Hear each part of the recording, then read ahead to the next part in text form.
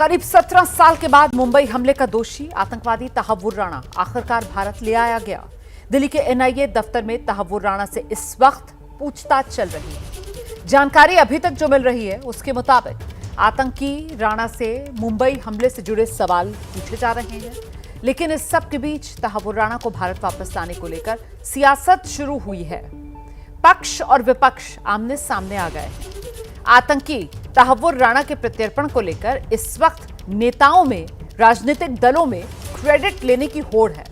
BJP एक तरफ कांग्रेस पर राणा को भारत लाने की कोशिश न करने का आरोप लगा रही है, वहीं कांग्रेस और अन्य विपक्षी दल बीजेपी पर आरोप लगा रहे हैं कि बीजेपी इस पूरे प्रकरण का सियासी फायदा उठाने के लिए इसे सियासी रंग देने की कोशिश में लगी है। इस बीच मुंबई हमले के गुनहगार तहव्वुर राणा से एनआईए की पूछताछ चल रही है। सुबह 11 बजे से तहव्वुर राणा से यह पूछताछ शुरू हुई है। एनआईए के 12 अधिकारी मुंबई हमले के आरोपी से सवाल कर रहे हैं। मुंबई में 26/11 के आतंकी हमले में आरोपी तहव्वुर राणा को अमेरिका से भारत लाया गया। एनआईए को 18 दिन की रिमांड तहव्वुर राणा की मिली है और आज से एनआईए ने तहव्वुर राणा से पूछताछ शुरू की है। आज पहला दिन है पूछताछ का। सुबह 11 बजे से पूछताछ शुरू हुई है।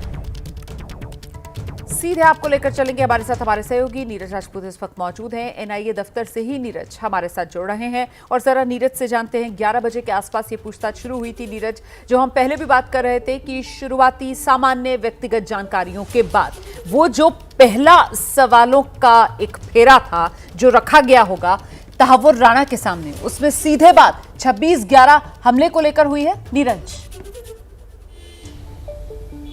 बिल्कुल रोमाना, ये बिल्कुल साफ है कि जो एनआईए की जांच है वो बिल्कुल केंद्रित है कि आखिरकार पूछना क्या है तहव्वुर हुसैन राणा से और क्या क्या उसे राज उगलवाने हैं, वही सब जानना है। कुछ चीज़ें ऐसी हैं जिसको सिर्फ वेरीफाई करना है, क्रॉस चेक करना है तहव्वुर हुसैन राणा से कि क्या वाकई में ऐसा हुआ था क्या, क्योंकि हम लोग जानते हैं कि जो पाकिस्तान में वो रहा है और पाकिस्तान में ही जन्म हुआ, उसका पाकिस्तान का ही नागरिक था, लेकिन 1996-97 के आसपास वो माइग्रेट हो गया। उससे पहले तक 10 साल तक पाकिस्तान आर्मी में, वो आर्मी मेडिकल कोर में डॉक्टर के तौर पर काम करता था। वहाँ पर उसका रोल किस तरह का था, क्योंकि अमूमन जो एएमसी के डॉक्टर्स होते हैं, आर्मी के डॉक्टर्स होते हैं, उनका काम होता है जो घायल सैनिक होते हैं उनका इलाज करना। जो डॉक्टर मेडिकल हॉस्पिटल्स होते हैं, कमांड हॉस्पिटल्स होते हैं, उनमें जिस भी तरह का कोई बीमार आता है तो उसका इलाज करना था। लेकिन क्या वाकई में ये एक डॉक्टर के तौर पर काम कर रहा था या उससे कुछ ज़्यादा था, क्योंकि पाकिस्तान का ये कहना था कि ये सेना छोड़ चुका था, डेजर्टर था, ये भगोड़ा हो चुका था।